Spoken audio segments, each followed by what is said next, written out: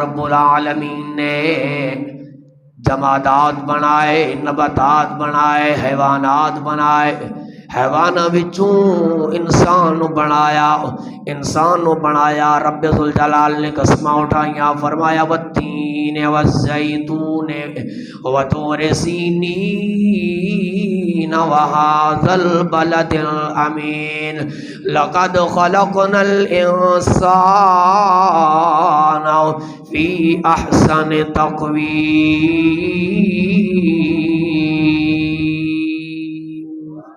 فرمایا وَلَقَدْ كَرَّمْنَا بَنِي آدَمَ وَحَمَلْنَاهُمْ فِي الْبَرِّ وَالْبَحْرِ وَرَزَقْنَاهُمْ مِنَ الطَّيِّبَاتِ وَفَضَّلْنَاهُمْ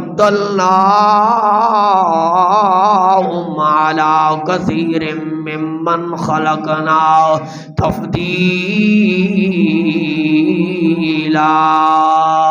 یا ایھا الانسان ما غرک بربک الکریم الذی خلقک فسواک فعدلک فی ای صورت ما شاء رکبک۔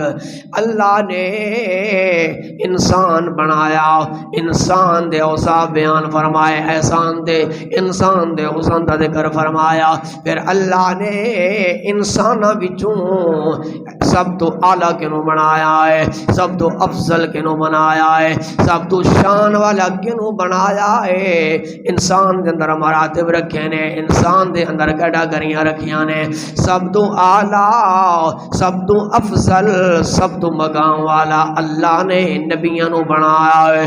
پھر نبیوں چوں سب تو زیادہ مقام اللہ نے اپنے محمد مصطفیٰ نو مقام عطا فرمایا ہے۔